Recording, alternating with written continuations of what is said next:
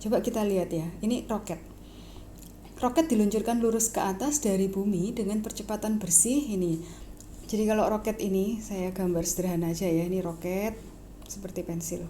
Nah, dia meluncur ke atas ini kan, dengan percepatan, saya kasih nama percepatan itu apa ya? Ini aja, Y aksen, Y double aksen. Jadi percepatan itu kan turunan kedua ya, dari jarak. Masih ingat ya, itu kalau Anda lihat lagi mungkin nanti rekamannya yang gerak jatuh bebas. Nah, itu kan sama.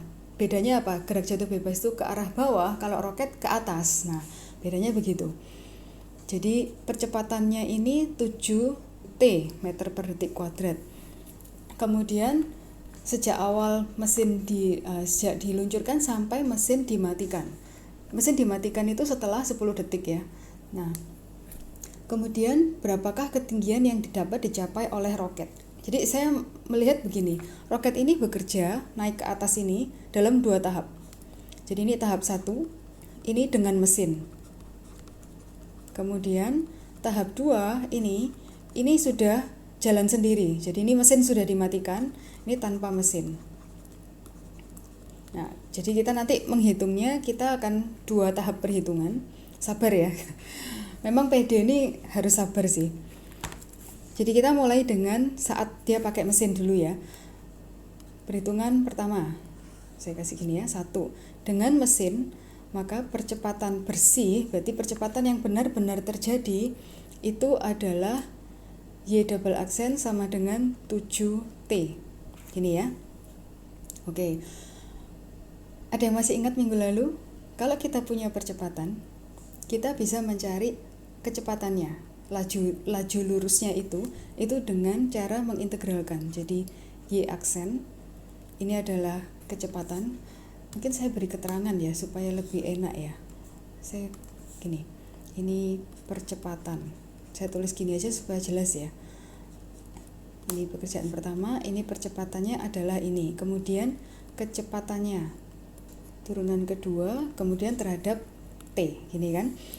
Kita boleh langsung praktekkan ya, karena kan sudah diketahui ini 7T dt.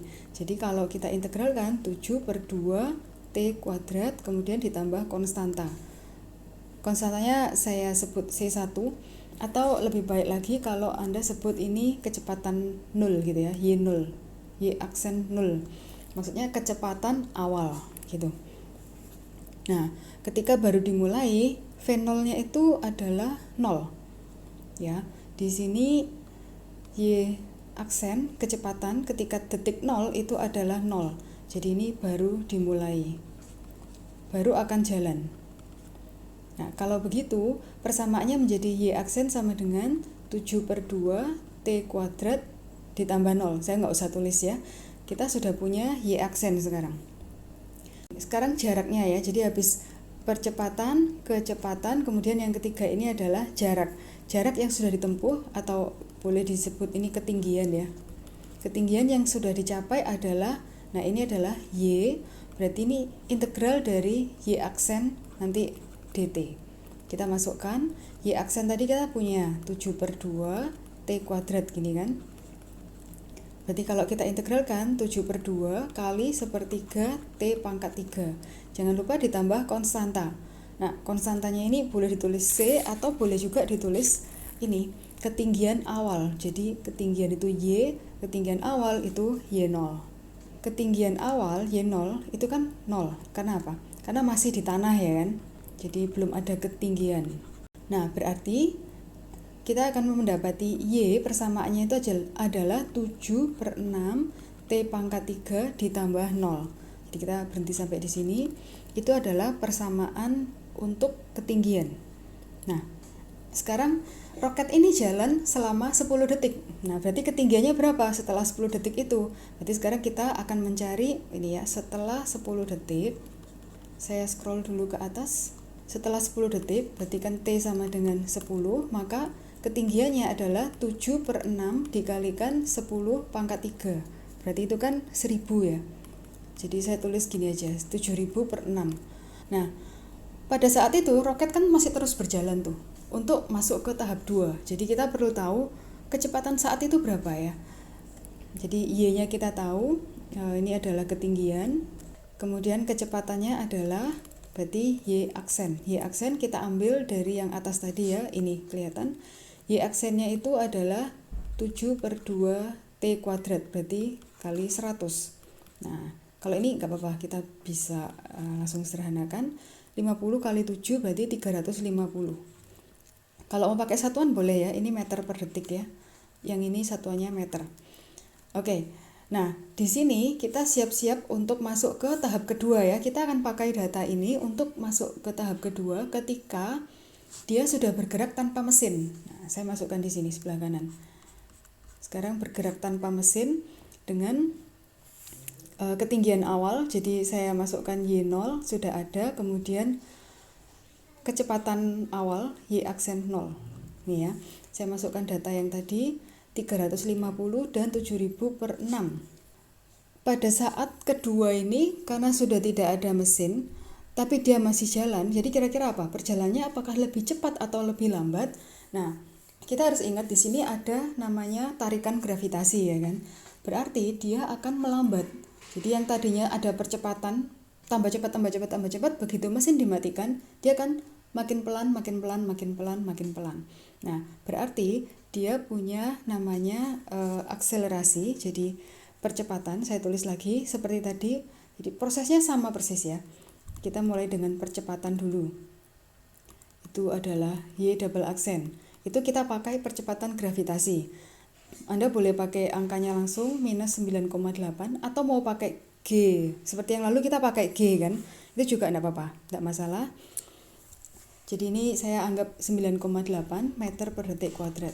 Kalau Anda mungkin bertanya ya, kenapa kok negatif gitu? Karena ini perlambatan. Nah, jadi percepatannya negatif. Dia melambat. Kemudian sekarang kita mau cari kecepatan. Kecepatannya berarti apa? Itu Y aksen ya kan. Ini adalah satu langkah naik, berarti integrasi dari min 9,8 dt. Jadi nanti kita akan dapat min 9,8 T, kemudian jangan lupa ditambah konstanta. Kecepatan awal, jangan pakai V lah, kebanyakan huruf. Ya, kecepatan awal begini. Saya masukkan kecepatan awal yang diketahui itu adalah 350. Jadi sekarang kita punya persamaan kecepatannya menjadi min 9,8 T ditambah 350. Nah, ini adalah persamaan untuk kecepatan ya. Sekarang kita cari persamaan untuk ketinggian.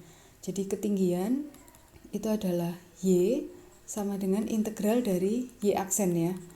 Berarti integral dari Y aksennya kita sudah tahu ya, min 9,8 T kemudian ditambah 350.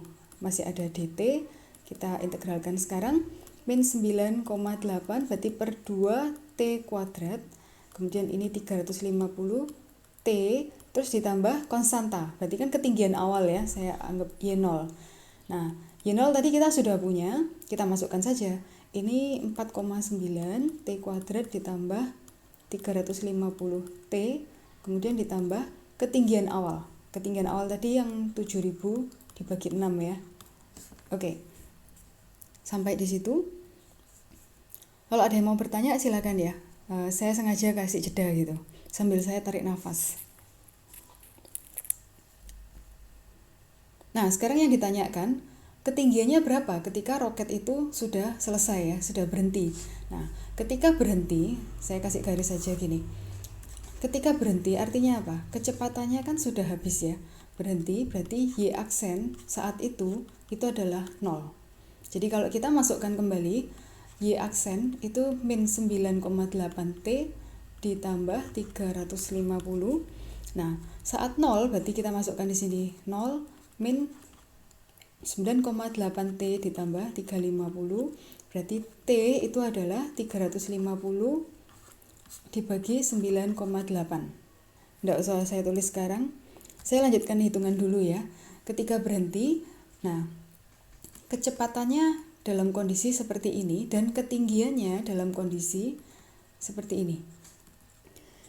Y adalah min 4,9 T kuadrat ditambah 350 T ditambah 7.000 per 6. Kita masukkan min 4,9 kali 350 per 9,8.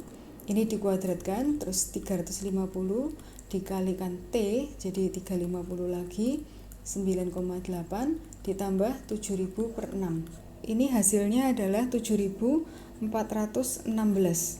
Masih ada 67,67, tapi ya bolehlah dimasukkan sampai 2 digit gitu, gak apa-apa. Nah, jadi ini adalah yang ditanyakan ya. Ketinggian akhir pada saat roket berhenti itu adalah 7.400 sekian meter.